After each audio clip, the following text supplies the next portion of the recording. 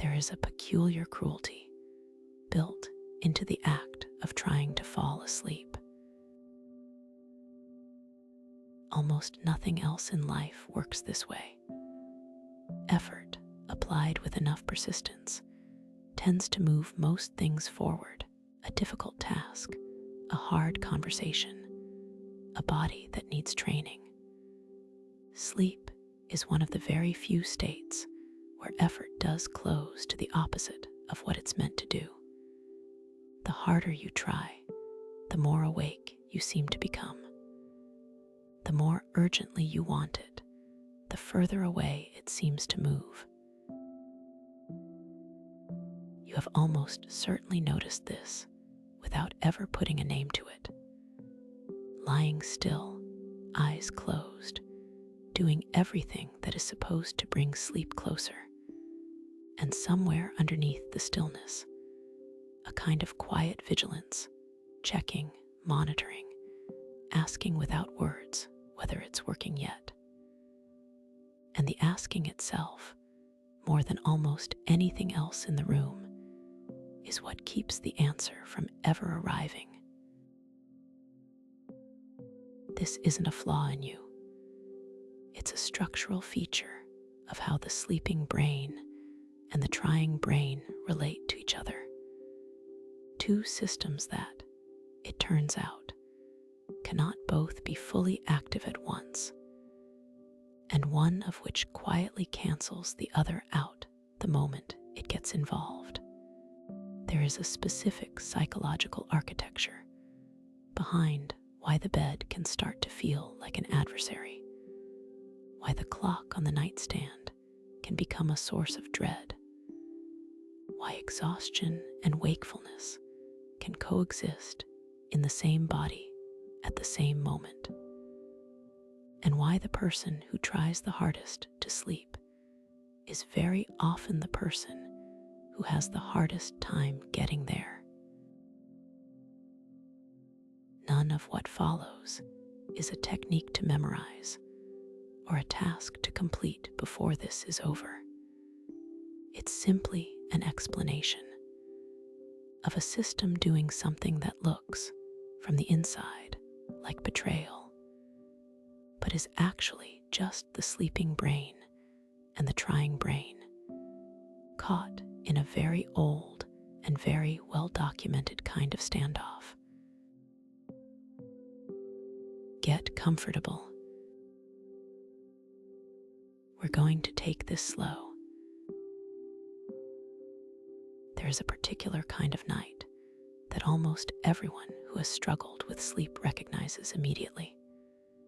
You are tired, genuinely, unmistakably tired, the kind of tired that should, by any reasonable logic, make sleep the easiest thing in the world.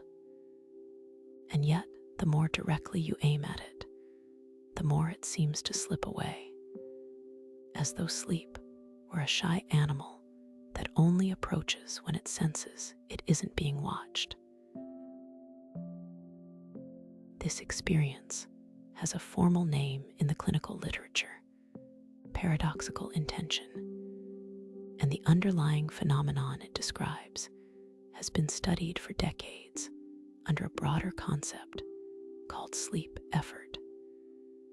The psychologist Colin Espie, whose research has shaped much of the modern clinical understanding of insomnia, developed what's known as the psychobiological inhibition model of sleep, a framework built around a deceptively simple premise. Sleep, in this model, is not something you produce through effort. It is something that happens automatically, given the right conditions, in the same way digestion happens automatically once food is present, or the way blinking happens automatically without conscious direction. The moment sleep becomes a goal you are actively trying to achieve, something you are monitoring, working toward, evaluating your progress against. The very act of monitoring interferes with the automatic process that would otherwise be running quietly in the background. This interference is not a metaphor. It reflects something specific and measurable about how attention and automatic processes interact. Many of the body's most essential functions run best when they are not the object of conscious oversight. Breathing, for instance, happens smoothly and automatically for nearly the entire time you are alive. But the moment you deliberately start paying close attention to your own breath, trying to control its rhythm, the smoothness tends to disappear, replaced by something effortful and slightly stilted. Sleep operates on a similar principle, but with a critical difference. Breathing continues regardless of how self-conscious it becomes, because the body has backup systems that keep it going even under close observation. Sleep does not have that same override. Close observation appears to be able to prevent it from arriving at all. What this means, practically, for the specific and maddening experience of lying awake despite genuine exhaustion, is that the exhaustion itself is not the obstacle. The obstacle is the layer sitting on top of the exhaustion. The part of you that has turned falling asleep into a task, a goal with a deadline, a project you are actively managing. That managing consciousness, however well-intentioned, is precisely the kind of active monitoring that a spy's model identifies as the thing sleep cannot arrive underneath. You are, in effect, standing at the door checking whether sleep has come yet, and the checking itself is what keeps the door from opening. There is a specific research finding that captures this dynamic with unusual clarity. In controlled studies, where participants were given explicit instructions to try as hard as possible to fall asleep quickly, compared to participants given no such instruction, and simply told to lie down as they normally would, the group instructed to try harder consistently took longer to actually fall asleep. Trying, measured directly against not trying, produced a worse outcome by every metric researchers used to assess it. This is such a strange result on its face, effort producing a worse outcome than its absence, that it's worth sitting with directly, because it runs against nearly every other domain of experience where trying harder is assumed to help. The reason effort backfires here traces back to what trying to sleep actually requires, cognitively, in order to happen. Trying necessitates a form of self-monitoring, checking whether it's working, evaluating how close you are, adjusting your approach if the current one seems to be failing. All of this monitoring requires exactly the kind of active, engaged, evaluative cognitive processing that is the opposite of the disengaged, quiet, unmonitored state that sleep actually requires in order to arrive. You cannot evaluate your progress toward unconsciousness without remaining conscious enough to perform the evaluation. And remaining conscious enough to evaluate is, definitionally, the state you are trying to leave. There's something almost logically elegant, in a frustrating way, buried in this structure. Sleep is one of the only goals in human experience that is actively undermined by the pursuit of it, not because the goal is unusual, but because the pursuit itself requires the exact opposite mental state from the one the goal requires. Wanting to win a race requires you to run faster, and running faster gets you closer to winning. Wanting to fall asleep requires you, if pursued directly, to monitor and evaluate and check. And monitoring and evaluating and checking are the specific activities that keep you furthest from falling asleep. The goal and the pursuit of the goal are, in this one specific domain, working against each other by design, not by accident. This matters enormously for how the whole experience of insomnia tends to be understood, both by people going through it and historically, by a great deal of well-meaning advice aimed at helping them. Most advice about sleep implicitly frames it as a problem to be solved through better effort. Try this technique, follow this routine, work harder at doing it correctly. But if Espie's model and the broader body of research on sleep effort are accurate, then a significant portion of chronic difficulty falling asleep is not a failure of technique or effort at all. It is closer to the opposite, an oversupply of effort applied to a process that specifically requires the effort to be absent in order to function. The person lying awake, working hard at falling asleep, is not failing to try hard enough. They are, in a very real sense, trying exactly the amount that guarantees failure. There is a gentler way to hold this that doesn't require solving anything right now, at this exact moment.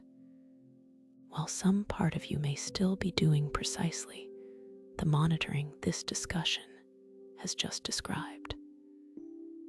Recognizing that the monitoring is the obstacle rather than the exhaustion or the circumstances of the night does not require you to immediately stop monitoring through sheer willpower.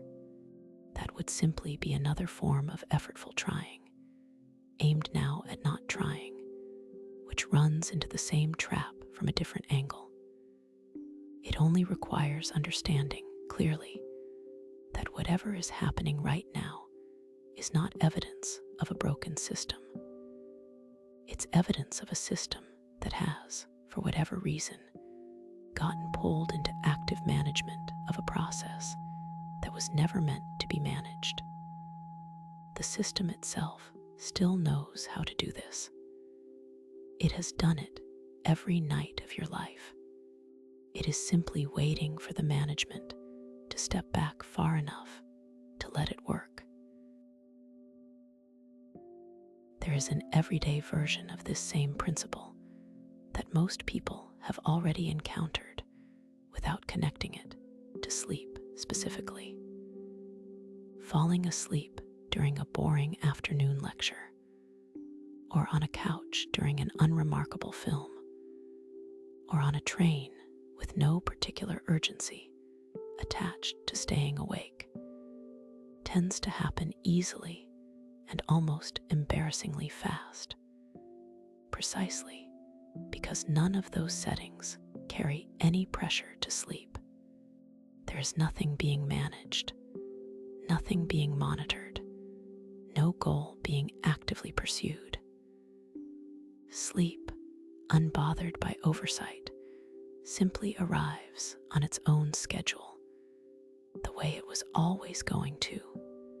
The contrast between how easily sleep comes in a setting with zero stakes attached, and how stubbornly it resists in a bed specifically designated for the purpose of sleeping, is itself a kind of natural experiment, repeated by nearly everyone at some point, demonstrating the exact mechanism Espie's research describes. It was never the couch or the lecture hall that made sleep easy. It was the complete absence of anyone, including you, standing watch over whether it was working.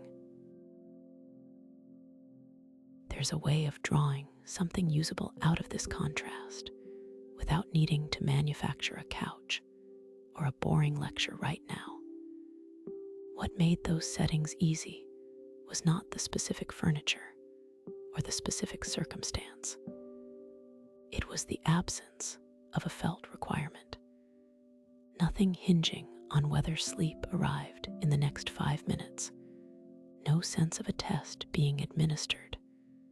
No quiet internal scoreboard tracking success or failure. That absence of requirement is not, strictly, a feature of the couch.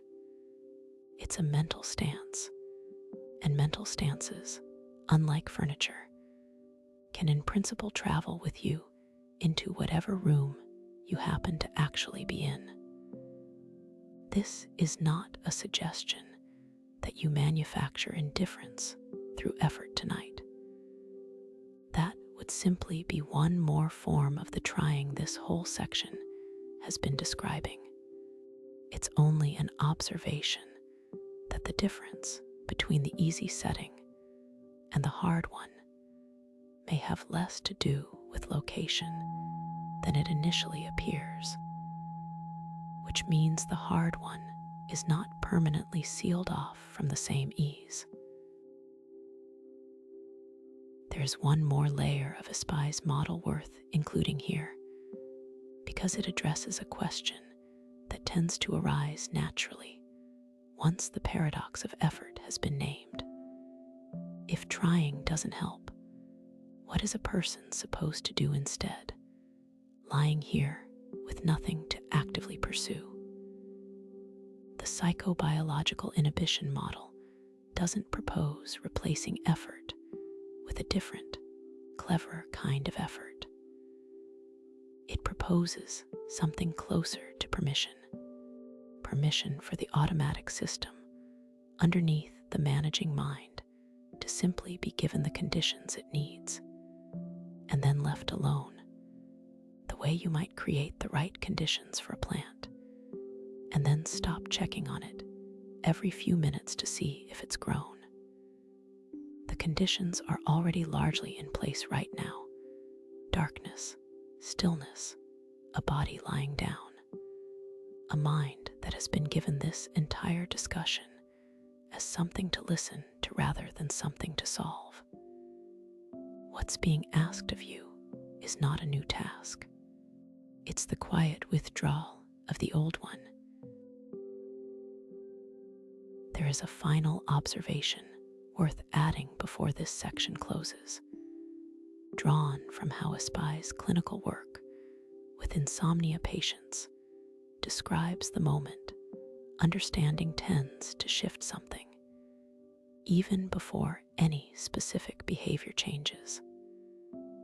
Patients who came to genuinely understand the mechanism of paradoxical intention, who could name clearly why their effort was backfiring, often reported a measurable easing even in advance of any deliberate change in their nighttime routine, simply from no longer treating the wakefulness as a mysterious failure requiring more force to overcome. Understanding on its own seemed to remove some of the fuel that anxious effort had been running on.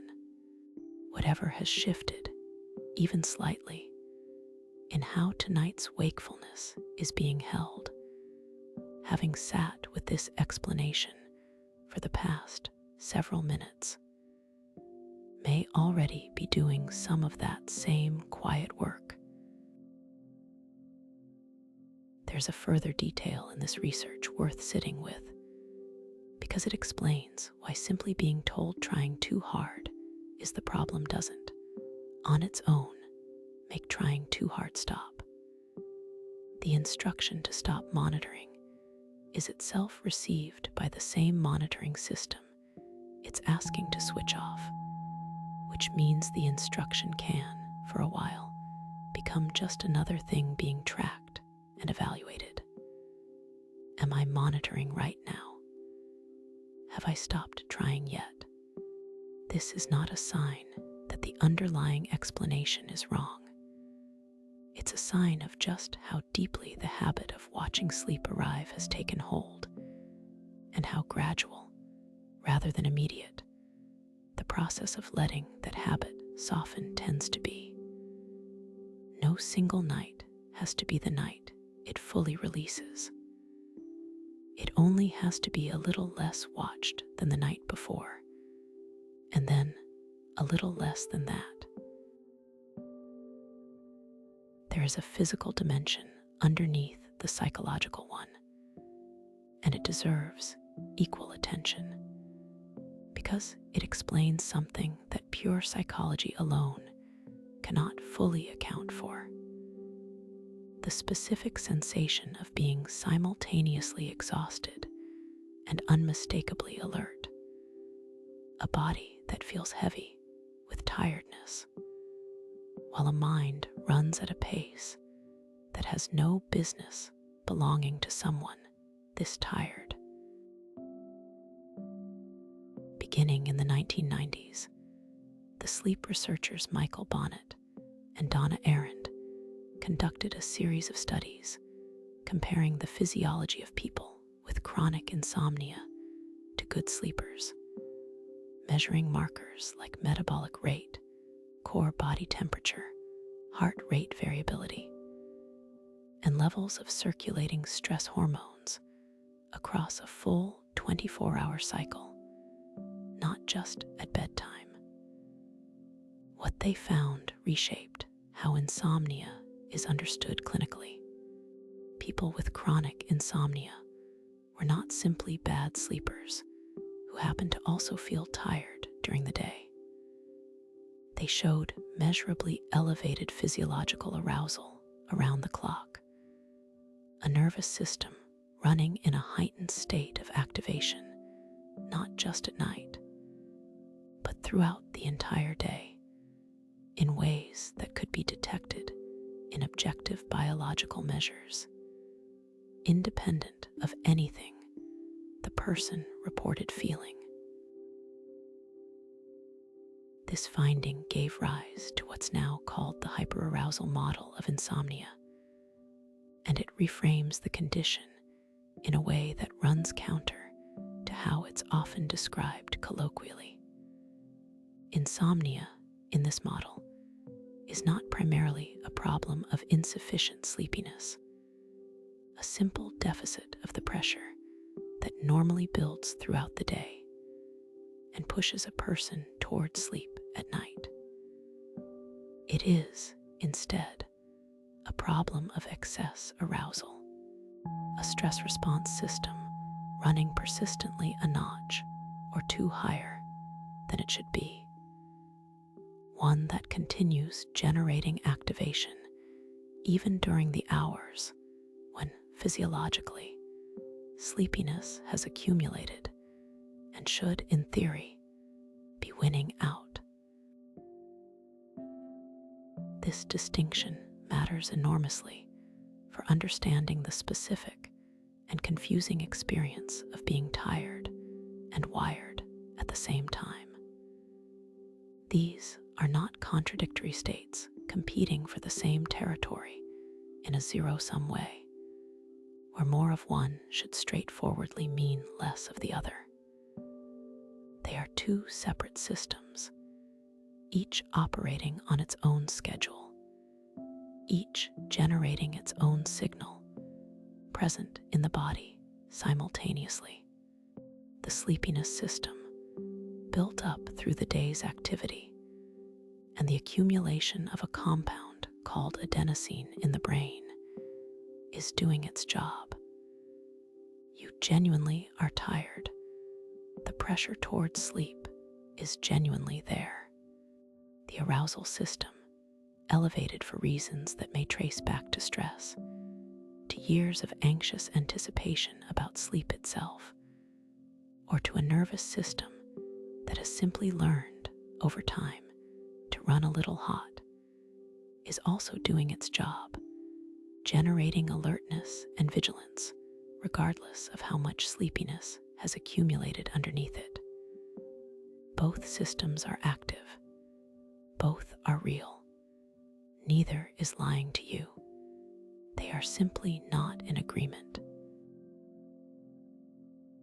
There is a specific and important implication buried in the hyperarousal model that deserves to be named directly, because it removes a particular kind of self-blame that tends to accompany chronic difficulty sleeping. If insomnia were purely a matter of insufficient tiredness, then the natural response would be to try harder to become tired. More exercise, more sleep deprivation to build up pressure, more discipline around the day's activity level. But Bonnet and Arand's research suggests this misdiagnoses the actual mechanism for a great many people. The problem is very often not a shortage of sleepiness. The tiredness is there, sometimes overwhelmingly so. The problem is an arousal system that keeps generating activation regardless of how much sleepiness has built up underneath it, which means strategies aimed purely at increasing tiredness, however sensible they sound, are aimed at the wrong lever and often fail to produce the improvement they seem like they should. The research also offers a specific, physiologically grounded explanation for why this arousal doesn't confine itself neatly to bedtime. Because the hyperarousal documented in these studies operates across the full 24-hour cycle, rather than switching on only at night, it explains a pattern many people with chronic sleep difficulty describe, but rarely have language for. The sense of never fully powering down, even during the day, even during moments that should feel restful. A nervous system running persistently elevated does not wait politely for 9 at night to begin generating its signal. It has likely been present in smaller, less noticeable forms throughout the entire day, in a slightly quickened resting heart rate, a slightly harder time settling into a relaxed afternoon, a background hum of readiness that most people wouldn't think to call arousal because it never rises to the level of obvious anxiety. It only becomes fully visible at night when everything else quiets down, and this one signal, having had nowhere else to compete, is finally the loudest thing in the room. This reframing offers something worth holding onto specifically for right now, at this hour, in this bed. If what's present tonight is genuine tiredness, sitting alongside a nervous system that happens to be running a little hot, then the wakefulness you're experiencing is not evidence that something has gone wrong with your capacity to rest. It's evidence of two real, measurable physiological systems occupying the same body at once, neither one canceling the other out immediately, both of them simply needing time, more than a single willed effort can provide, to come back into alignment. There is a further piece of Bonnet and Arand's work worth including, because it addresses a specific fear that tends to accompany a body that won't settle despite clear exhaustion. The fear that this state is somehow permanent, a fixed feature of who you are now rather than a temporary condition. Their research, and the substantial body of work that has extended it since, treats elevated arousal as a state, not a trait, a physiological setting that has, for identifiable reasons, drifted upward over time, and one that responds gradually to the same kinds of processes that shifted it upward in the first place, simply running in reverse. Nervous systems are not static. The same capacity that allowed this arousal to build, night after night, stressor after stressor, is the capacity that allows it to settle back down, given enough nights without the reinforcing pressure that built it. Nothing about tonight's specific level of arousal is a life sentence. It is a current reading, not a permanent one. There's a way of noticing this arousal tonight without needing to fight it directly, which matters because direct fighting, as established already, tends to raise arousal rather than lower it. The alertness sitting in the chest, or the jaw, or the shoulders right now can simply be allowed to be present, acknowledged the way you might acknowledge whether outside a window. Real, currently happening, not requiring you to go outside and do anything about it. Bonnet and Arand's research describes a system that responds to the gradual absence of demand, not to any single act of confrontation. The demand you can offer it right now is simply the demand of nothing. No task, no evaluation, no requirement that the alertness resolve on any particular timeline. Systems that are asked for nothing tend, eventually, to have nothing left to hold on to, and settle because there was never actually anything left to guard against. There is a specific image from Bonnet and Arand's broader body of work worth carrying forward, drawn from how they describe the arousal system's relationship to genuine rest across the full day, not just the night. Their research suggests that periods of unstructured, undemanding downtime during waking hours, moments with no task attached, no evaluation running, nothing being accomplished, appear to function as small deposits against this same arousal system, gradually lowering its baseline over time in a way that a single night's sleep alone cannot fully accomplish. This isn't relevant to change starting tonight. It's only worth knowing as part of the larger picture. The elevated arousal sitting in the body right now is not solely a nighttime phenomenon requiring a nighttime solution.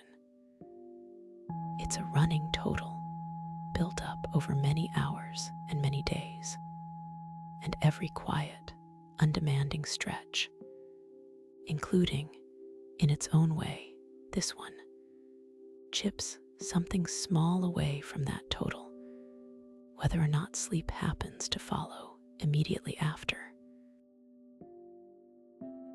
There is a way of understanding tonight, specifically, as one of those undemanding stretches, regardless of whether sleep has arrived yet. Lying still, listening, without a task attached, without a deadline being tracked. This itself carries value the hyperarousal research would recognize, distinct from, and not contingent upon whether unconsciousness follows immediately. The arousal system does not require sleep specifically in order to register rest.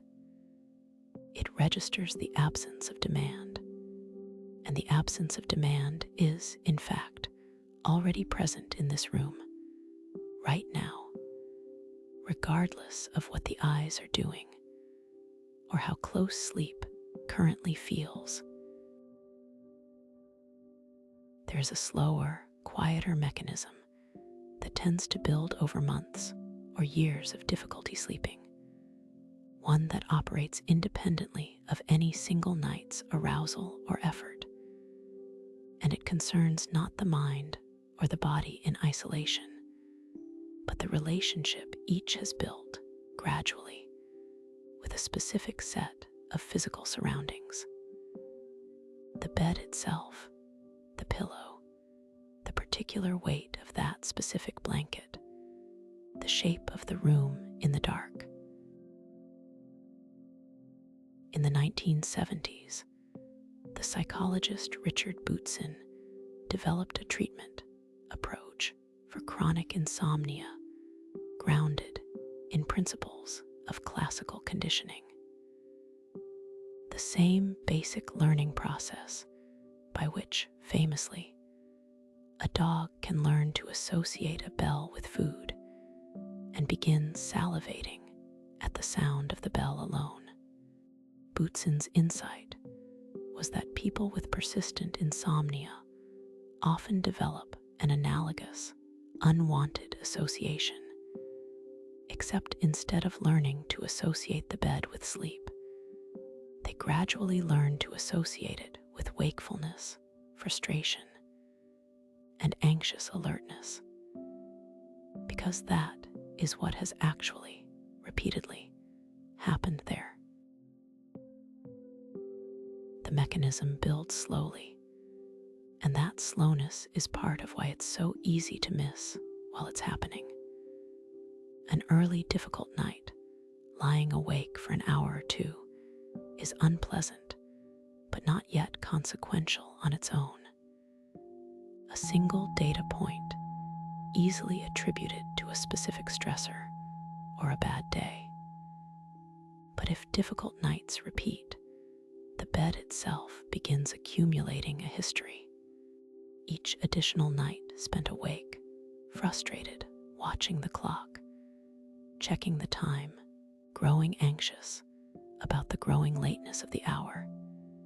Each of these experiences happens in the same physical location, night after night, and the mind, which is exceptionally good at learning associations from repeated pairings, begins to build one. The bed, which should be the most powerful cue for sleep in your entire environment, gradually becomes instead a powerful cue for exactly the opposite, for the specific alert, anxious, monitoring state that has, so many times before, happened in this exact place. This is why a common and genuinely strange pattern emerges for many people with chronic sleep difficulty. Falling asleep easily, almost embarrassingly easily, on a couch while half watching television, or in a chair during a boring afternoon, or in an unfamiliar bed on vacation, while the actual designated bed at home, night after night, remains stubbornly resistant. This pattern often gets read by the person experiencing it as further evidence that something is deeply wrong with them specifically, proof that sleep itself has become the problem, rather than any particular location. Bootsin's conditioning framework offers a very different reading.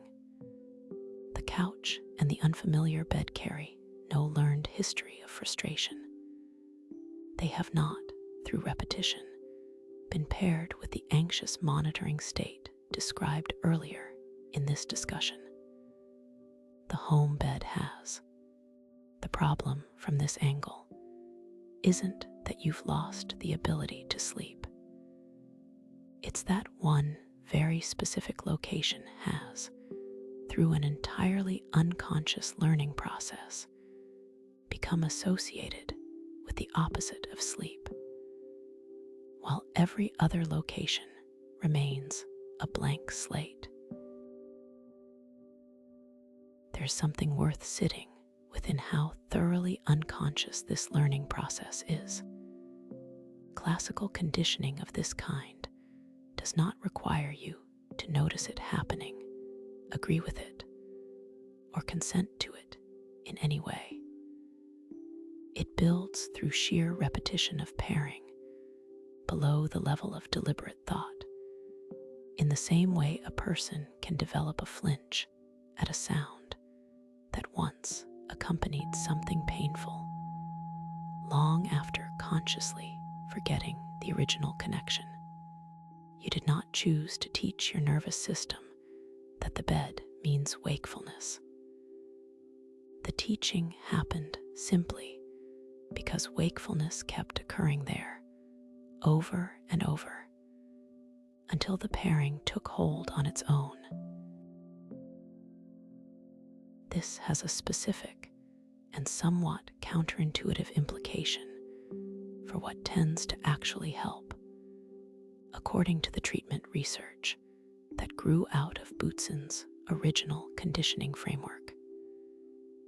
Though this is, again, not something to act on right now, in the middle of already being in bed tonight, the research on stimulus control approaches to insomnia treatment consistently finds that the bed's association with wakefulness can be gradually retrained, not through trying harder to fall asleep while lying there, but through a kind of patient recalibration, protecting the bed over time from becoming the site of any more of these anxious, wide-awake episodes than can be reasonably avoided, so that new, calmer associations have room to slowly outnumber and eventually outweigh the old ones. This is slow work, measured in weeks rather than a single night, and it does not require anything to change about tonight specifically for the process to already, eventually, be underway. There is a gentler way of holding all of this tonight without needing to solve the conditioning history in a single sitting. If the bed currently carries some learned association with wakefulness, that association was built through repetition, and it can be, with time, rebuilt through a different repetition. Not tonight's task, not something requiring immediate correction, just a slow unlearning that happens more through patience than through force. Nothing about the difficulty of falling asleep this specific night undoes any of that slower, longer process. It's simply one data point among many, in a much larger and more forgiving average than any single night can determine. There's something worth adding about how conditioning of this kind tends to fade, based on the broader research on classical conditioning that Bootzin's model draws from. Learned associations built through repeated pairing do not require some dramatic countervailing event to unlearn.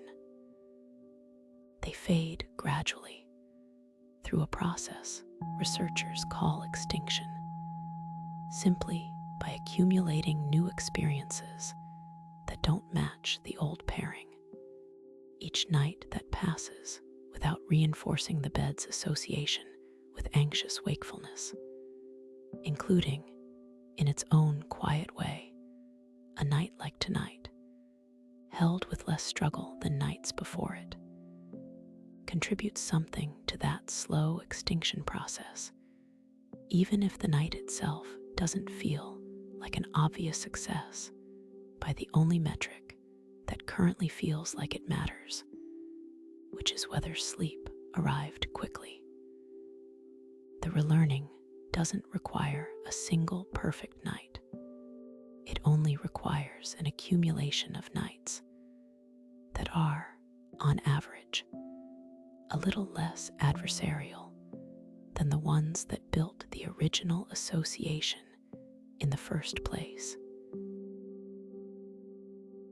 There is a specific comfort in knowing that the bed itself has no memory, no grudge, no accumulated resentment carried forward from every prior difficult night spent inside it. The association living in your nervous system is not a property of the mattress or the room. It's a pattern held in you, revisable in the same way any learned pattern is revisable, through nothing more dramatic than time and a slowly shifting ratio of calm nights to difficult ones. The bed tonight is, in a strict physical sense, exactly as neutral as it has always been. 4 legs, some fabric, a familiar shape in the dark. Whatever adversarial quality it currently seems to carry is something you are, in effect, bringing into the room with you, out of long habit rather than any actual property belonging to the bed itself. That habit can travel lighter over time than it currently does.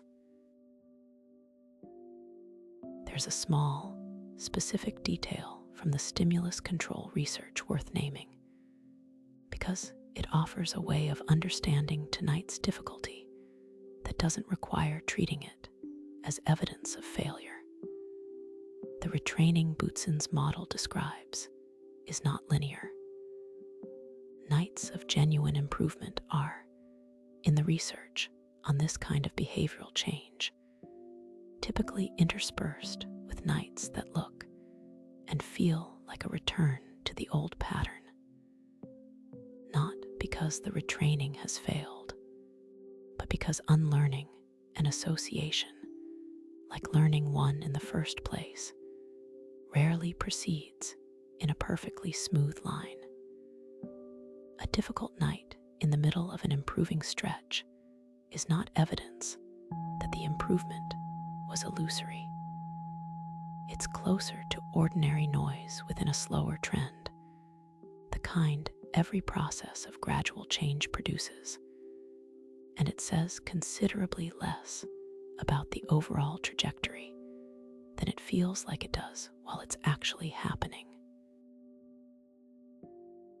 There is a specific object in most bedrooms that plays an outsized role in the architecture of a difficult night, and it rarely gets the attention it deserves given how much influence it actually holds.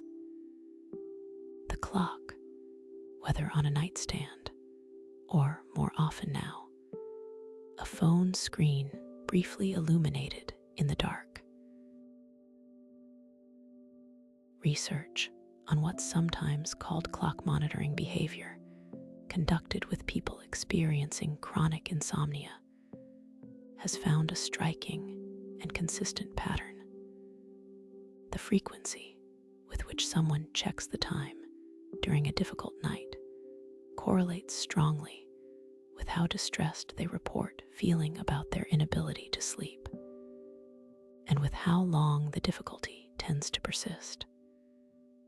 This is not simply because more distressed people happen to check the clock more often, though that direction of causation is certainly part of it.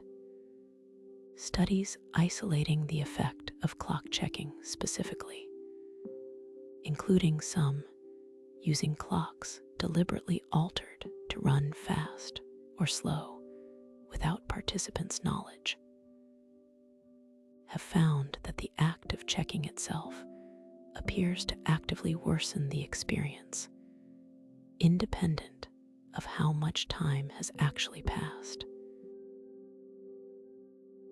The mechanism behind this makes sense once it's laid out directly. Checking the clock accomplishes something very specific cognitively. It converts an ambiguous experience, lying awake, not sure how long it's been, not sure how much time remains before an alarm, into a precise, quantified one, complete with a number that can be compared against a mental deadline. It's 2:47. The alarm is at 6:30. That's 3 hours and 43 minutes left, and I need at least 7 hours to function tomorrow, which means I've already lost the possibility of a full night, which means tomorrow is now compromised. This entire calculation, run in a matter of seconds, transforms a vague discomfort into a specific, quantified crisis, complete with a countdown and a set of consequences attached to the countdown's outcome. The ambiguity, uncomfortable as it was, at least didn't come preloaded with a deadline and a verdict. The precise number does. This connects directly back to the sleep effort research discussed earlier, because clock checking is, in essence, one of the most direct and literal forms that monitoring can take. It is not a passive glance. It is an active check-in, a status update requested from the system that was supposed to be operating automatically and without oversight. And every check-in reintroduces exactly the kind of conscious, evaluative attention that interferes with sleep's automatic arrival. Worse, the information that check-in typically returns, a later time than hoped, a shrinking window mounting evidence that tonight is going poorly, tends to increase the very arousal and anxiety that make falling asleep less likely, which increases the urge to check again to see if things have improved, which they generally haven't, which prompts another check. The clock becomes both the mechanism of the anxiety and the tool used, repeatedly and ineffectively, to try to manage it. There is a specific psychological phenomenon worth naming here that compounds all of this. The tendency, once a deadline-driven countdown has been activated in the mind, to begin catastrophizing about the consequences of insufficient sleep, running through everything tomorrow will be ruined by, how impaired you'll feel, how badly the day will go, all before any of it has actually happened.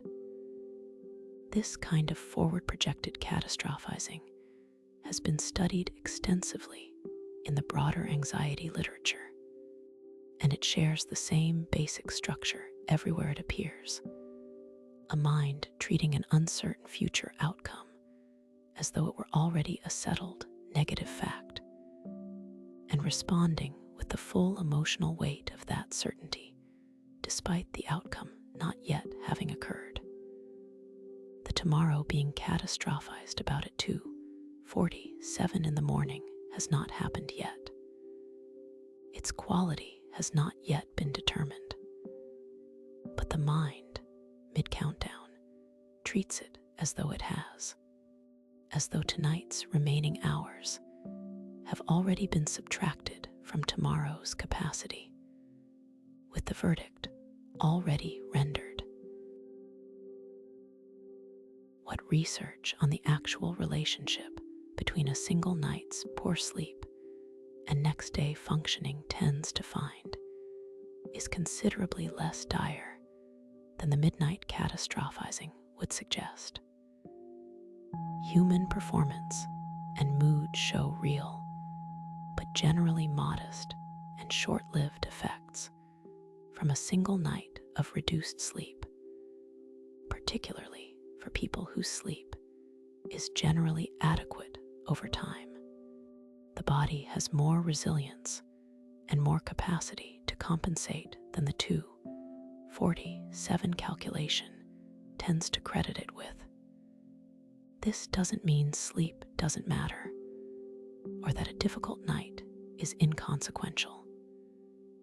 It means the specific, vivid catastrophe imagined at the depth of a wakeful night, is usually more dramatic than what actually tends to unfold the next day once it arrives. None of this requires you to check the clock right now to confirm any of it, or to resist the urge through willpower if the urge is already present. It's simply worth knowing, as part of the larger shape of what's happening, that the number on that clock, whatever it currently says, is not a verdict. It's a piece of information that the mind, mid-arousal, is likely to use in exactly the way that makes things worse rather than better, converting a vague, tolerable discomfort into a precise, urgent one that generates more of the very arousal keeping you from the thing you're trying to reach. There is a specific detail from the studies using deliberately mistimed clocks worth returning to, because it isolates the effect so cleanly. Participants shown a clock running artificially fast reported more distress and more difficulty than participants shown one running artificially slow, even when the actual elapsed time in both conditions was identical. What differed was only the number on display, the belief about how much time had passed, not the time itself. This is about as direct a demonstration as exists that the number on the clock functions less as a neutral report of fact and more as an input that the anxious mind processes immediately and almost involuntarily into a feeling. Change the number without changing anything real, and the feeling changes with it, which means the feeling, however convincing it seems in the moment, was never simply a report of the actual situation. It was always, in part, a reaction to a number. And numbers, unlike the situation itself, can be misleading, mistimed, or simply beside the point. There's a version of this worth holding on to for whatever time is actually passing right now, whether or not the exact figure is known. Time is passing regardless of whether it's being tracked, and it is passing at the same steady rate whether it's watched closely or not attended to at all. Nothing about not knowing the precise hour makes the night longer or the morning further away.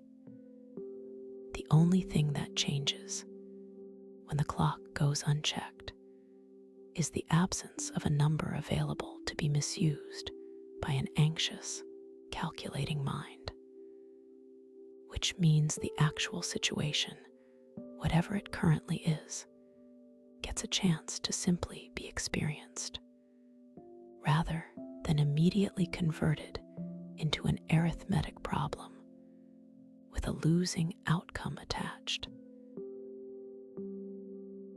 There is a related pattern worth noting from the broader research on catastrophizing referenced earlier.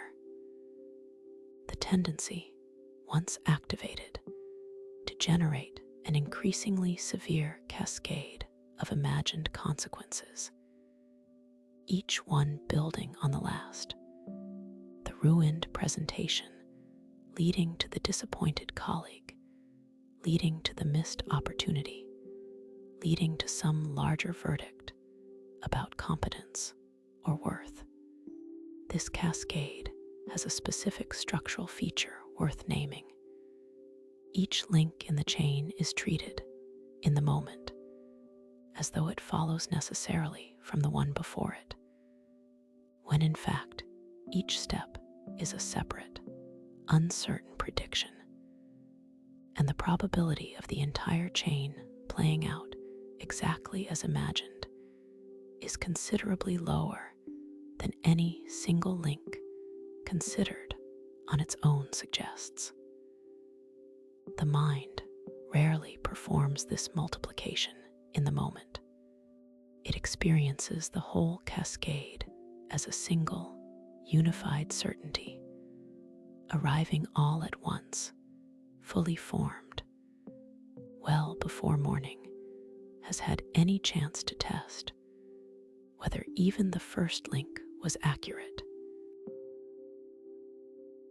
There is a broader pattern underneath the clock checking described a moment ago, one that extends well beyond the nightstand and into the body itself, and it forms the center of one of the most influential modern frameworks for understanding chronic insomnia.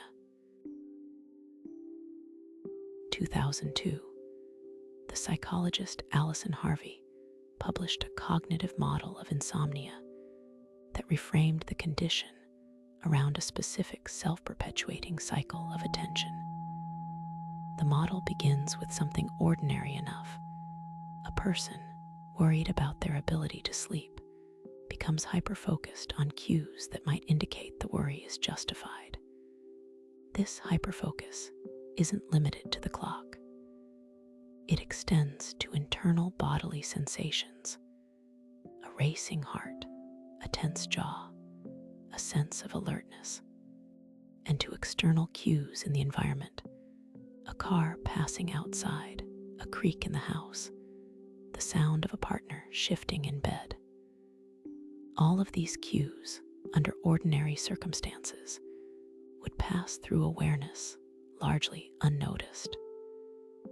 Under the selective attention Harvey's model describes, each one gets flagged, registered, and interpreted as further confirmation that sleep is, once again, failing to arrive.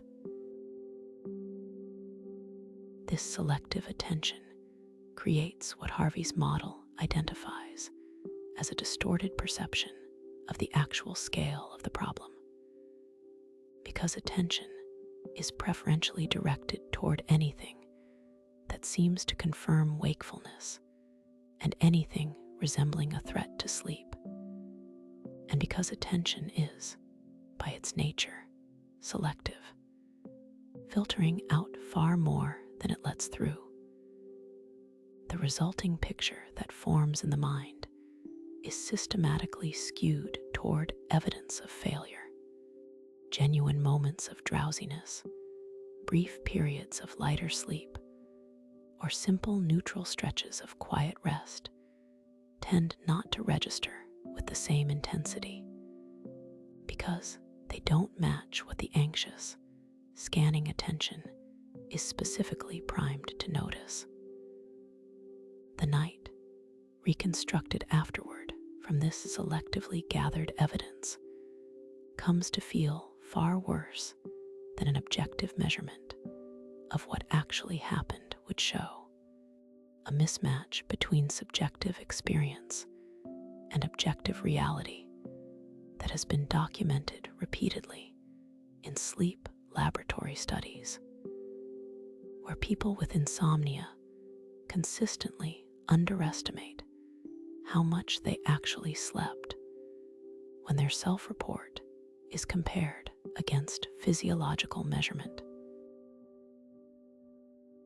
The second half of Harvey's model concerns what happens once this distorted sense of threat has formed. A set of responses she categorized as safety behaviors, borrowing a term from the broader anxiety disorder literature, where the concept was already well established.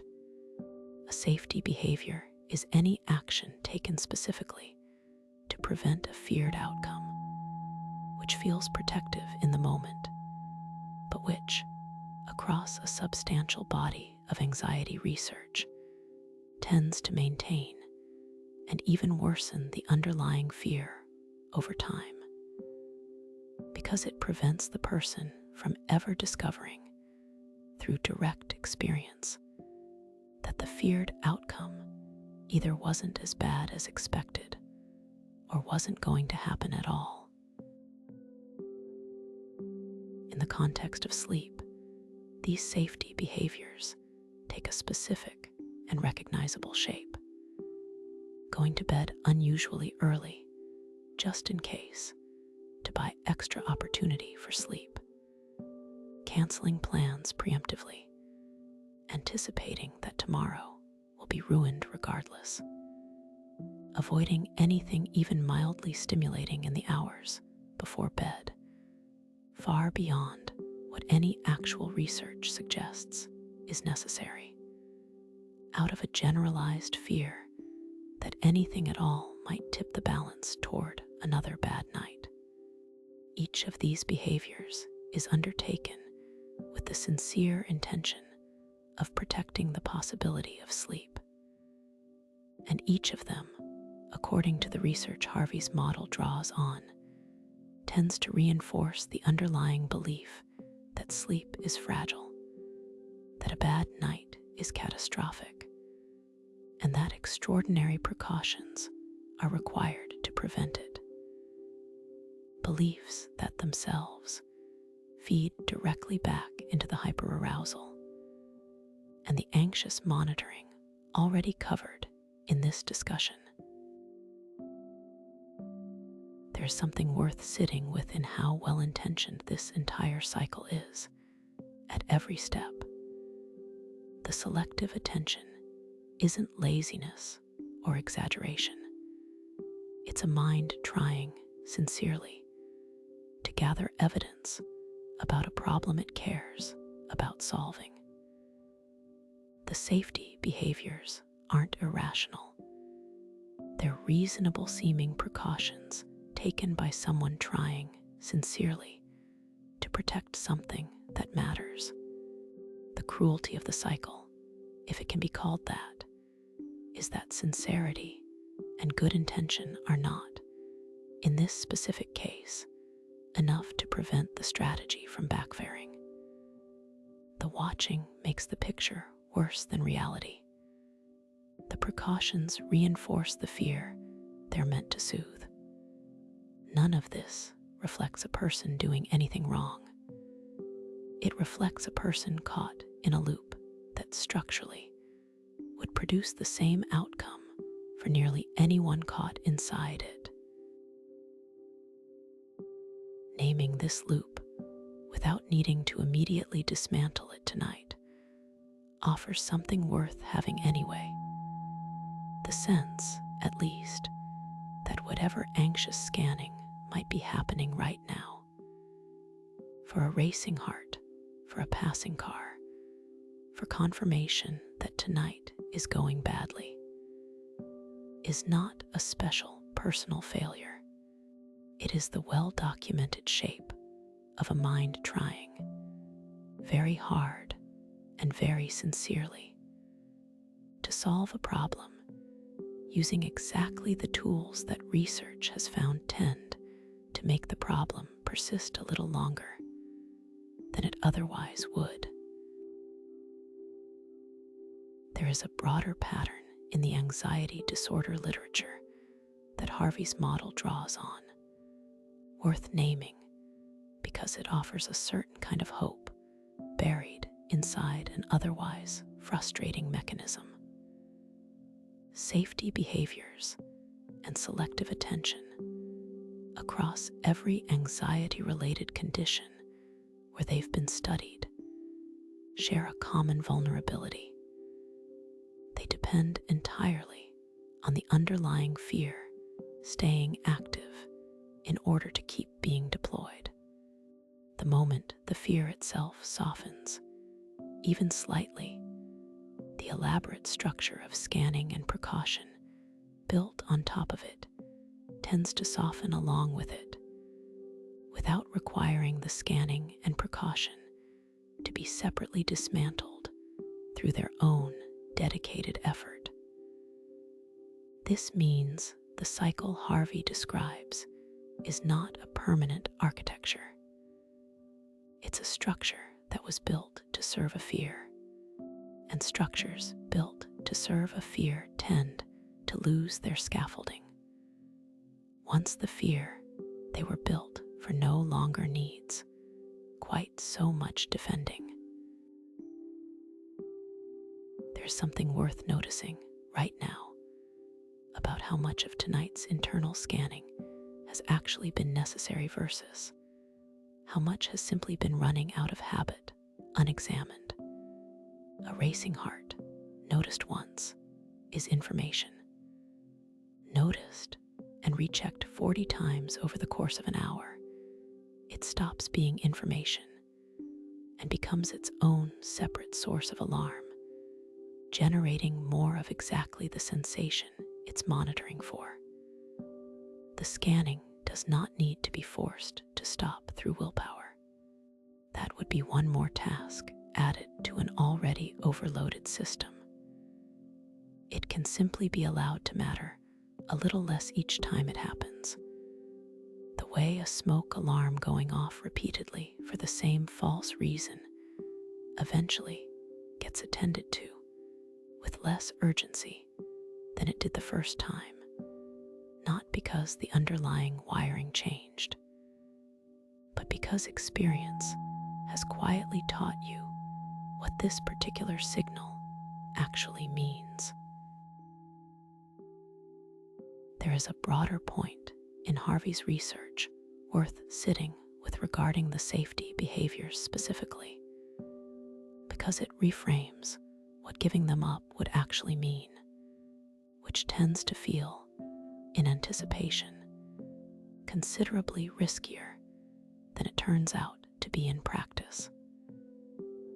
The research on safety behaviors across the anxiety literature generally finds that dropping them does not produce the catastrophe the fear predicted. The feared outcome the safety behavior was protecting against tends, overwhelmingly, not to materialize, which is precisely how the fear gets a chance to update and soften. This is not a suggestion to test this directly tonight, in the middle of an already difficult stretch. It's simply worth knowing that the elaborate precautions many people build up around their sleep are very often protecting against an outcome that was never actually as likely as the precaution building implied. There is a reason the mind so often chooses this particular window. The minutes between lying down and losing consciousness, to bring forward whatever has been left unprocessed from the day. And the reason has less to do with insomnia specifically than with what this transitional window appears to be for in the first place. The psychiatrist and sleep researcher Rosalind Cartwright spent much of her career studying what she called presleep mentation, the specific character of thought that occurs in the period just before sleep onset, distinct in quality from both ordinary waking thought and from dreaming itself.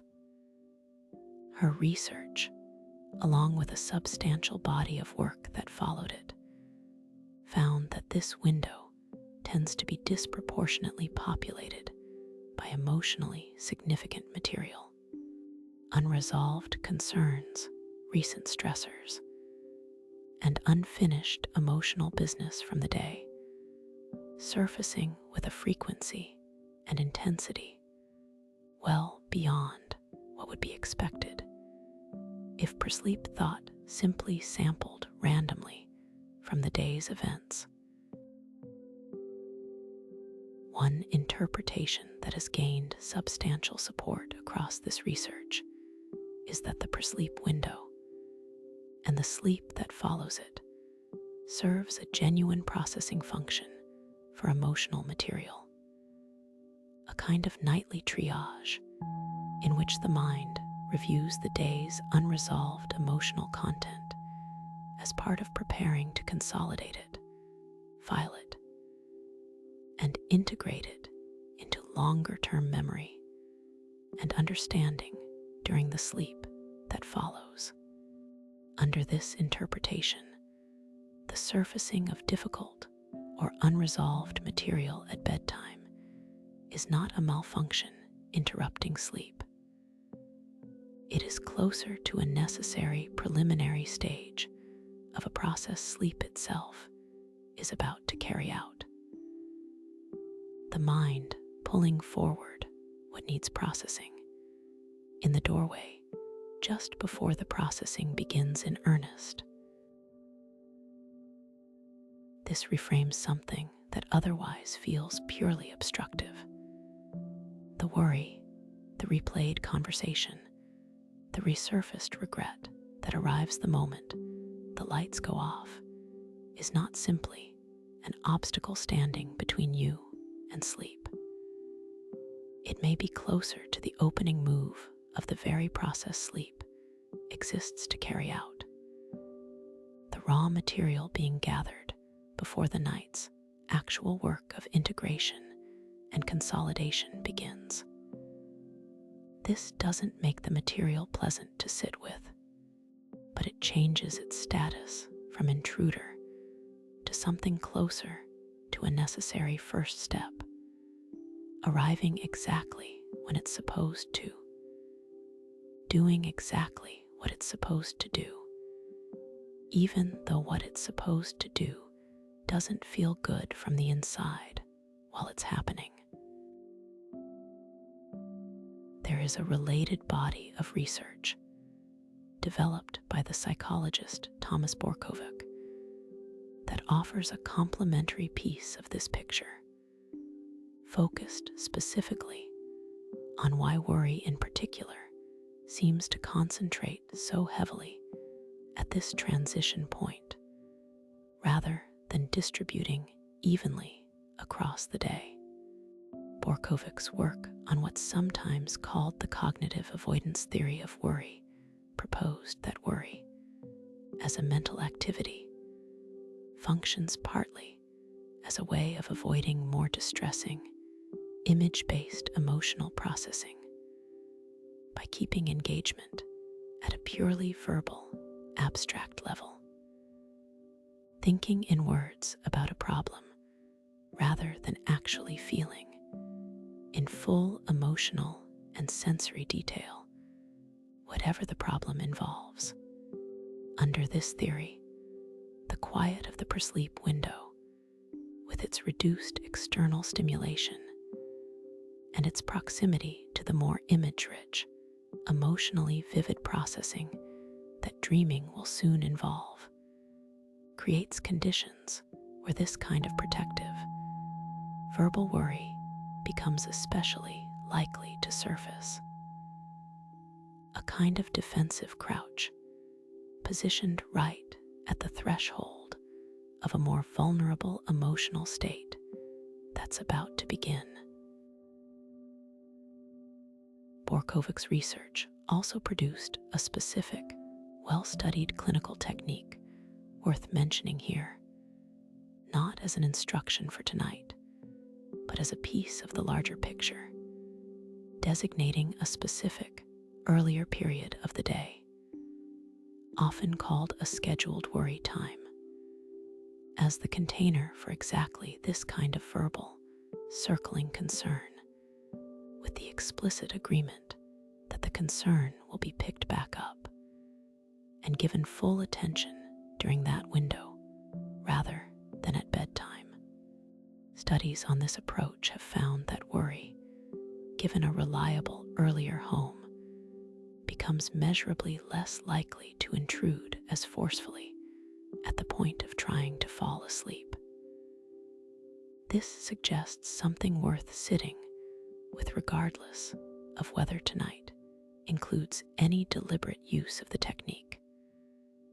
The mind's insistence on raising a concern right now, at this specific hour, is not necessarily because right now is the only time available. It may simply be because right now is the quietest opening the concern has found all day, in a schedule that otherwise never gave it a turn.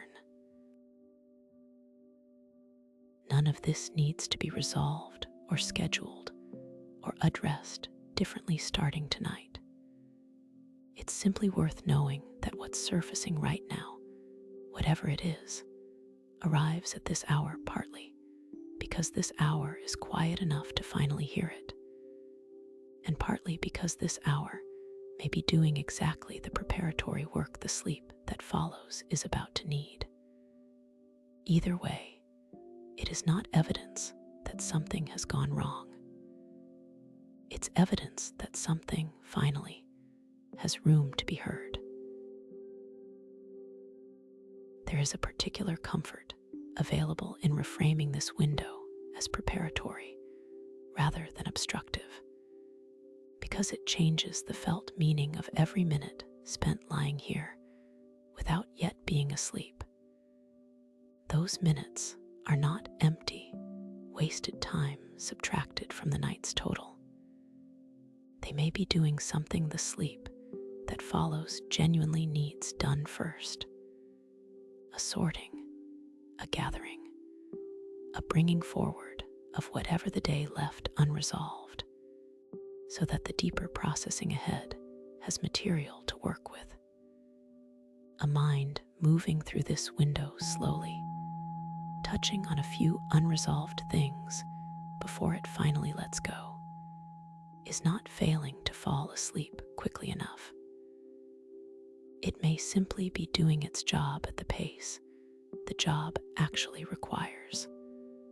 On a particular night, when there happened to be more material than usual to gather, there's a way of relating to whatever specific material is currently surfacing that follows directly from this reframing.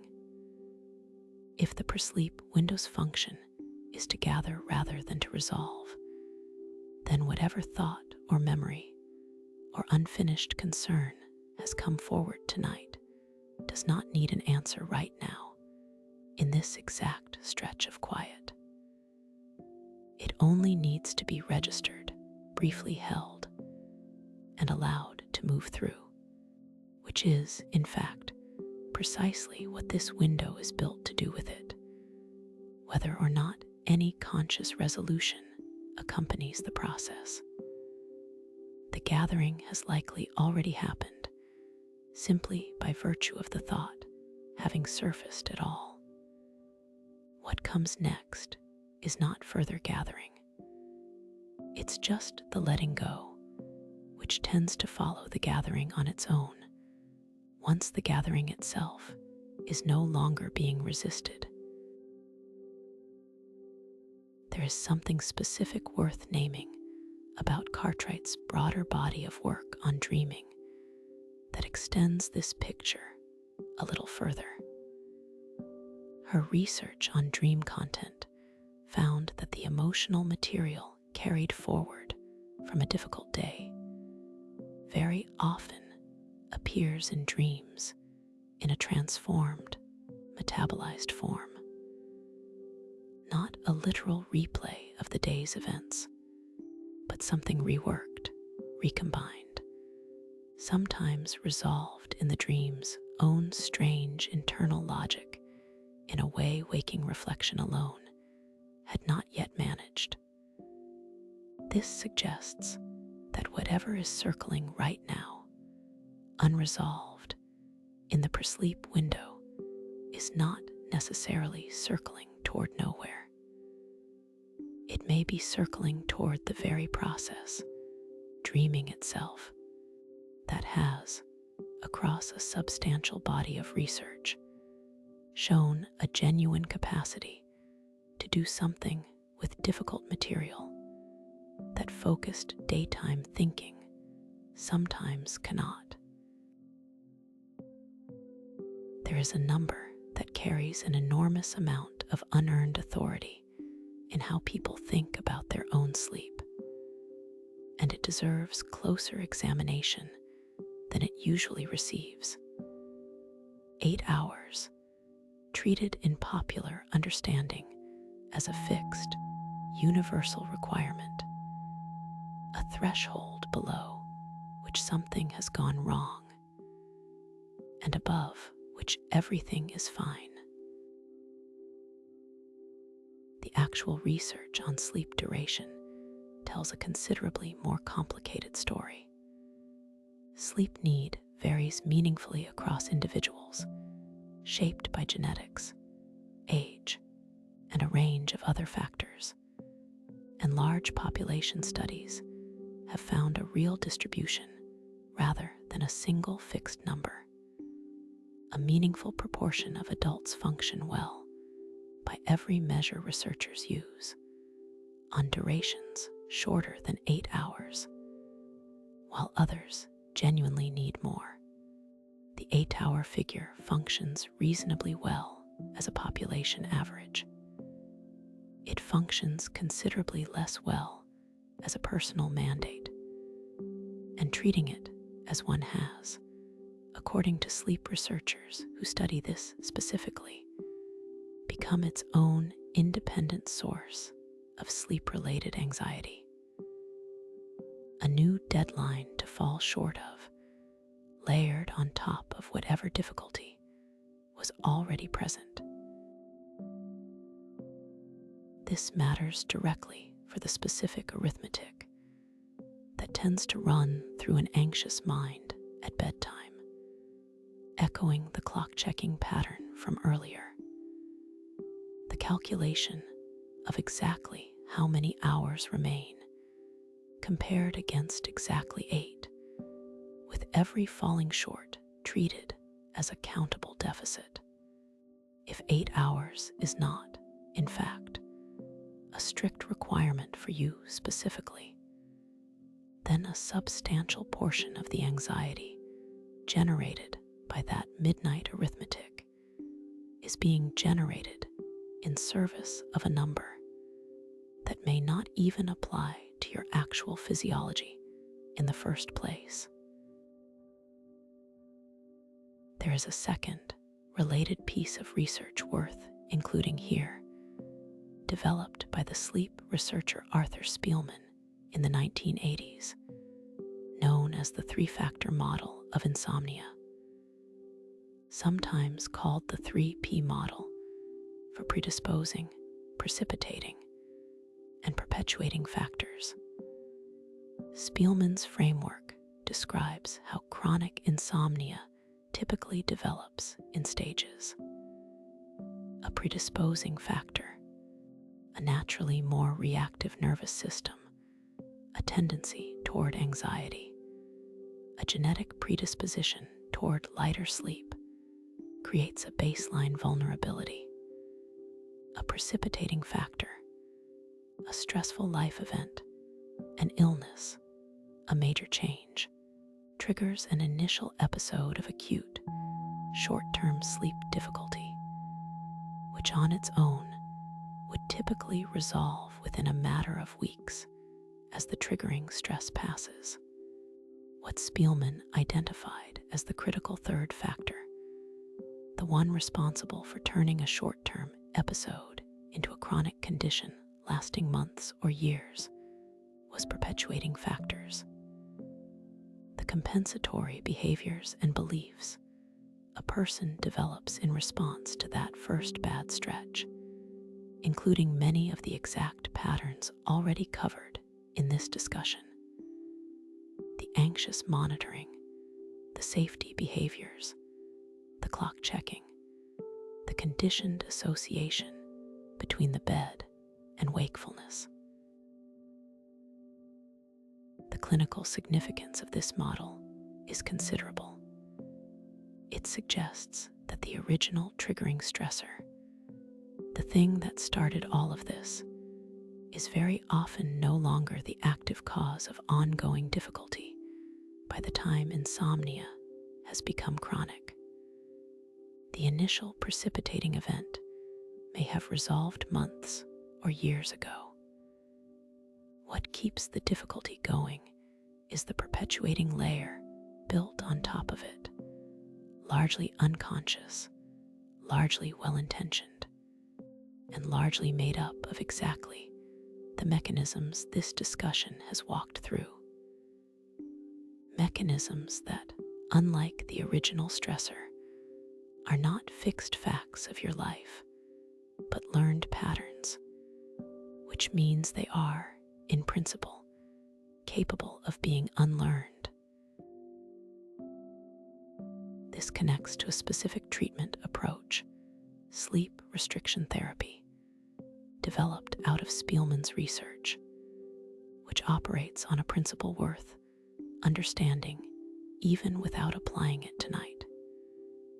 The treatment deliberately compresses the amount of time spent in bed to more closely match the amount of time actually being spent asleep, based on the finding that spending excessive time in bed while awake, the extra hour added just in case, the early bedtime meant to buy more opportunity, paradoxically weakens the bed's association with sleep and dilutes what's called sleep efficiency, the ratio of time actually asleep to time spent in bed.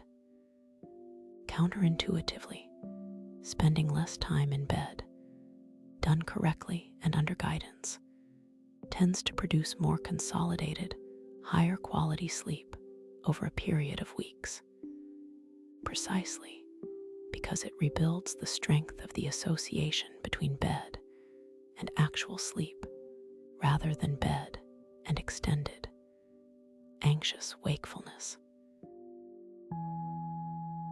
None of this is a directive for tonight.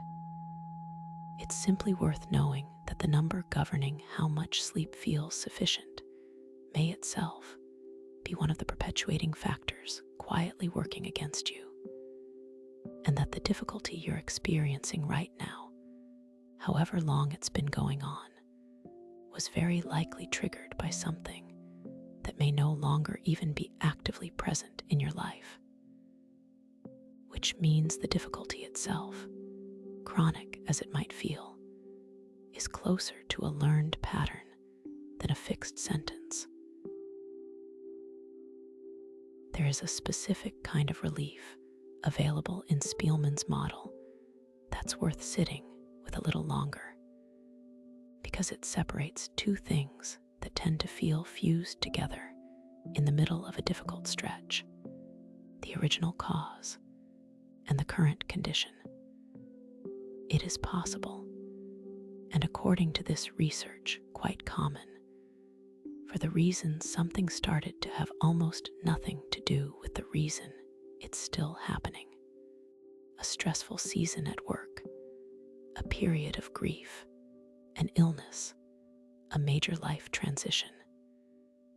Any of these could have been the spark years ago, entirely resolved by now, while the perpetuating layer built in response to that spark continues running on its own momentum, powered by nothing more than habit and learned association. This means chasing down the original cause, searching for what's still wrong in your life to explain tonight's wakefulness, maybe looking for something that isn't even the active issue anymore. The active issue, more often, is simply the pattern itself, worn into a groove. And grooves, unlike original wounds, are things that patient repetition can wear smooth again. There is a specific kind of exhaustion that comes from searching your own life, night after night, for what must still be wrong to explain why sleep won't come. Auditing relationships, work, health, mood, looking for the culprit that would finally make sense of the difficulty. Spielman's model suggests this search is very often aimed at the wrong target, not because nothing in your life matters, but because the mechanism keeping tonight's wakefulness going has, in a great many cases, become substantially independent of whatever originally set it in motion. There may be nothing currently wrong that needs finding. There may simply be a pattern running on its own momentum that doesn't require an active cause to keep operating any more than a wheel already spinning requires a fresh push to keep turning for a while longer. There is a specific reassurance in the population research on sleep duration worth adding here as well, because it addresses the arithmetic anxiety this section opened with directly. Large-scale studies tracking health outcomes against sleep duration have generally found a fairly wide range of durations associated with good outcomes, rather than a narrow band clustered tightly around 8 hours with sharp cliffs on either side. Occasional shorter nights, embedded within a generally reasonable pattern over weeks and months, show considerably less association with meaningful harm than the nightly pressure of the 8-hour figure would suggest. The relevant measure, according to this research, is closer to a rolling average sustained over time than any single night's tally, which means tonight's specific total, whatever it ends up being, carries far less weight in the larger picture than it currently feels like it does. There is an assumption embedded in the very language people use to describe falling asleep. A single, identifiable moment, a threshold crossed, a light switching from on to off. And the actual research on the transition into sleep suggests this assumption is largely mistaken. The boundary between waking and sleeping, when studied directly through EEG monitoring in sleep laboratories, turns out to be considerably blurrier than the popular conception of it. Rather than a single clean switch, the transition unfolds gradually through a sequence of lightening and deepening stages, during which brain activity shows a genuinely mixed pattern. Neither the fully alert waking pattern nor the fully unconscious deeper sleep pattern, but something in between, sometimes for a surprisingly extended stretch of time. A person in this transitional stage, if woken and asked whether they had been asleep, will very often say no, despite the recording clearly showing sleep characteristic brain activity already underway.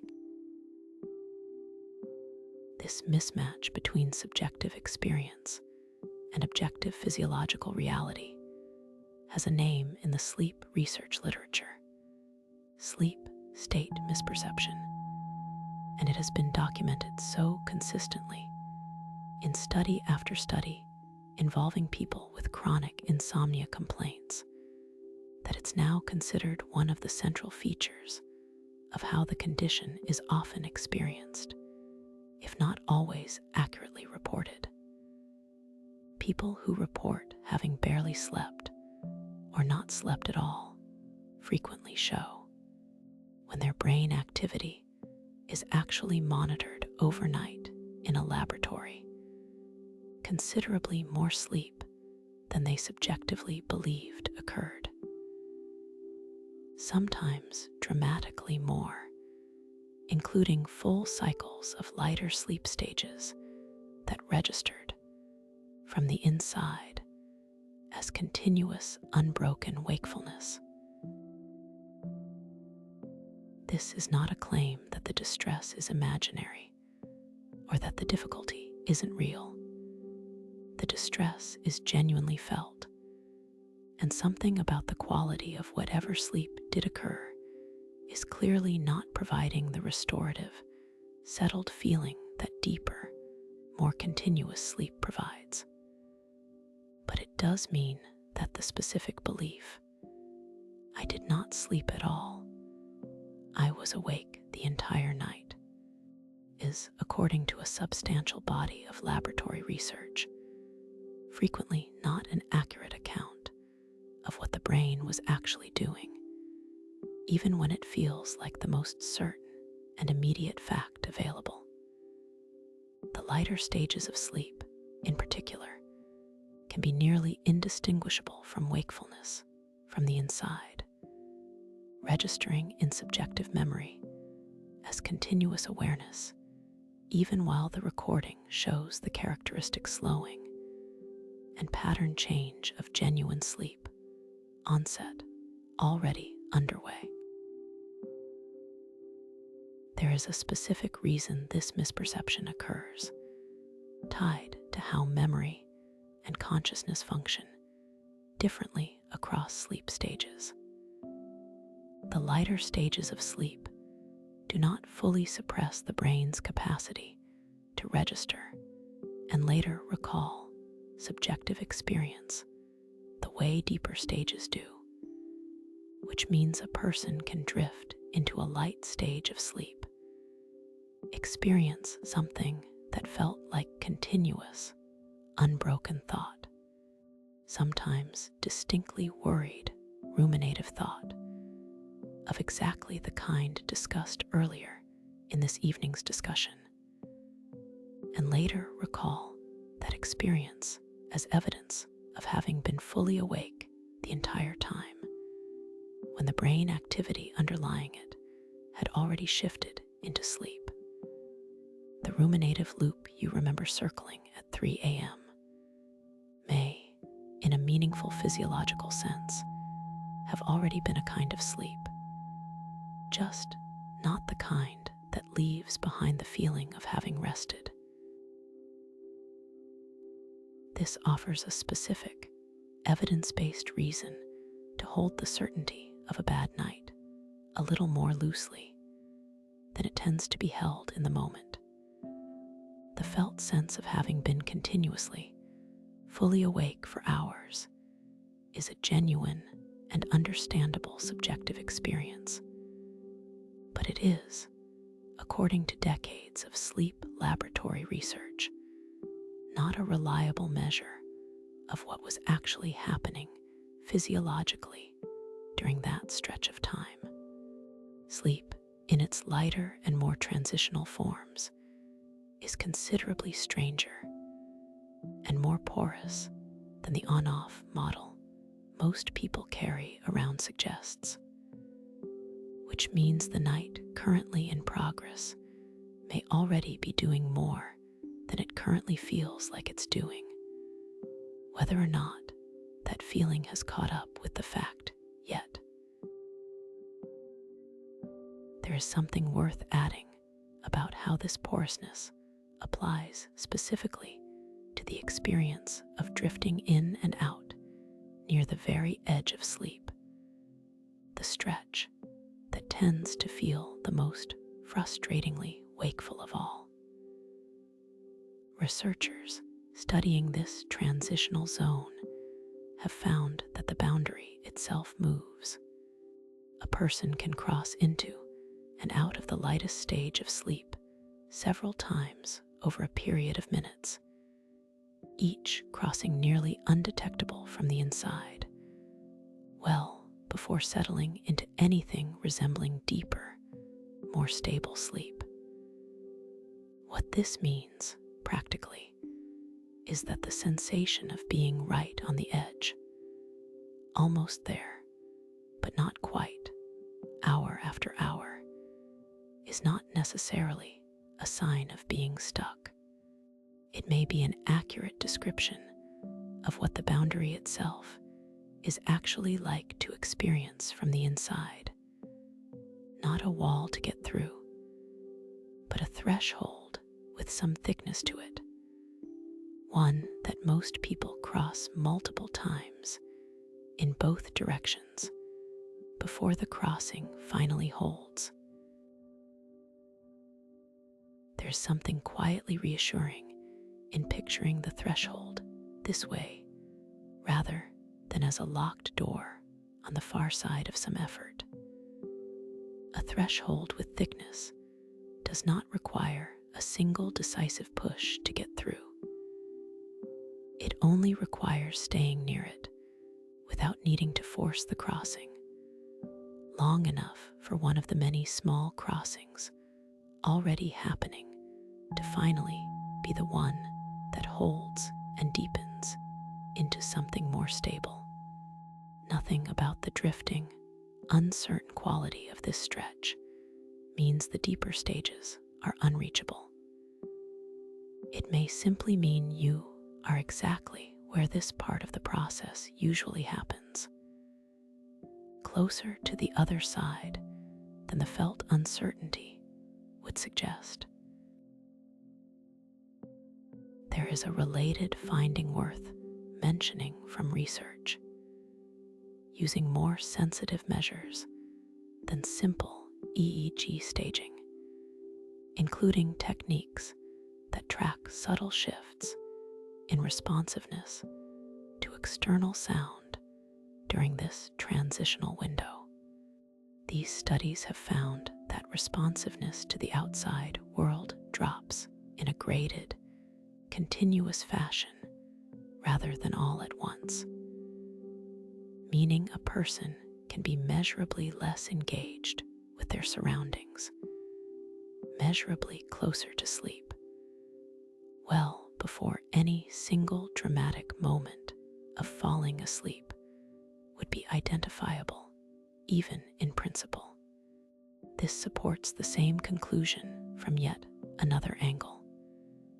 The sense of still being fully, continuously present and aware, moment after moment, during this window is not a reliable guide to how close sleep actually is. Distance from sleep, it turns out, is not something the waking mind is well positioned to measure accurately from the inside, precisely because the faculties doing the measuring are themselves already partway toward being offline. Everything covered across this discussion points, from a slightly different angle each time, toward the same underlying shape.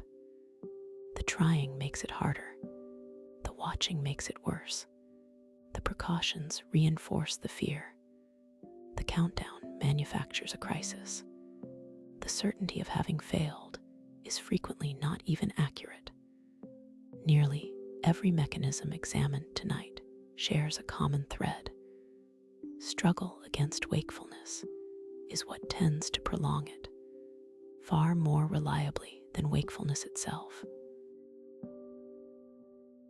In more recent decades, researchers including Jason Ong have developed and tested approaches to insomnia treatment built explicitly around this recognition, drawing on principles from acceptance and commitment therapy, and adapting them specifically to sleep. Rather than working to eliminate wakefulness or arousal through direct effort, the approach that, as this entire discussion has traced, tends to backfire. These approaches focus on changing a person's relationship to the experience of being awake at night, reducing the struggle against it rather than trying to force it to end through will. The research on these acceptance-based approaches has found something that echoes, in a sleep-specific form, a pattern seen across many other areas of psychology. Reducing the fight against an unwanted internal state tends to reduce the intensity and persistence of that state more effectively than direct efforts at suppression or control. Studies comparing acceptance-based insomnia treatment to more traditional effort-based strategies have found comparable, or in some measures, superior improvement, not because acceptance makes falling asleep happen faster through some new technique, but because it removes a layer of struggle that was itself part of what was keeping the arousal elevated in the first place. Wakefulness met without the added layer of fighting it, without the catastrophizing about tomorrow, without the urgent monitoring for signs of failure, tends to carry less physiological charge than the same wakefulness met with all of that additional resistance stacked on top of it. This does not mean the goal is to enjoy being awake or to stop caring whether sleep comes. It means something more specific, that the layer of struggle sitting on top of the wakefulness, the fighting, the checking, the catastrophizing, the treating of each waking minute as an emergency requiring resolution, is, according to this research, a separable thing from the wakefulness itself, and it's the layer doing most of the damage. The wakefulness alone, without that layer, tends to be considerably more tolerable and considerably more likely to resolve into sleep on its own timeline than the wakefulness with the full weight of struggle piled on top of it. There's a way of holding this specifically for right now, in whatever state you're actually in at this moment, whether that's already drifting or still fully present and reading these words with clear awareness. If sleep hasn't arrived yet, that fact does not need to be treated as a crisis requiring your active management. It can simply be allowed to be what it currently is: a body resting, a mind quieting by degrees, moving towards sleep on a schedule that was never actually yours to control in the first place, only yours to occasionally, unhelpfully, interfere with. The interference can ease. It doesn't need to be forced to ease. It only needs, gradually, to be given less to hold on to. There is a final piece of this research worth carrying forward, drawn from studies comparing how people describe their relationship to wakeful nights before and after adopting a more accepting stance toward them. What tends to change, according to this research, is rarely reported as a dramatic, sudden shift. One night of struggle followed by an immediate, permanent ease. It's usually described as something slower and more incremental, a gradual loosening night by night in how much each wakeful stretch is treated as an emergency, alongside a gradual increase in how quickly, on average, sleep tends to follow once the emergency framing softens.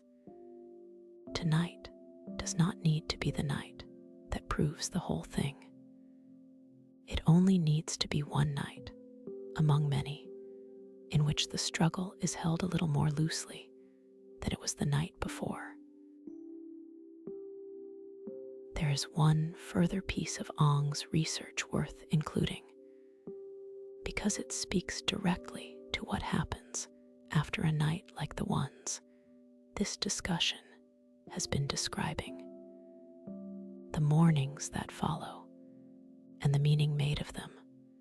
Studies on acceptance-based approaches to insomnia have found that people who adopt a less adversarial relationship to wakeful nights report, over time, not only more ease falling asleep, but also less distress about the sleep they did or didn't get, independent of the actual duration. A decoupling of how rested a person feels from a strict accounting of hours logged. This suggests that some of what chronic insomnia costs a person is not really about the sleep deficit itself, but about the layer of dread and self-judgment built on top of it. And that layer, unlike the deeper physiological patterns discussed throughout tonight, can begin to soften considerably faster than the sleep itself fully normalizes. Relief, in other words, does not have to wait for perfect sleep to arrive first. It can begin arriving on its own, simply by loosening the grip a little, well before every mechanism this discussion has covered has finished its own slower work.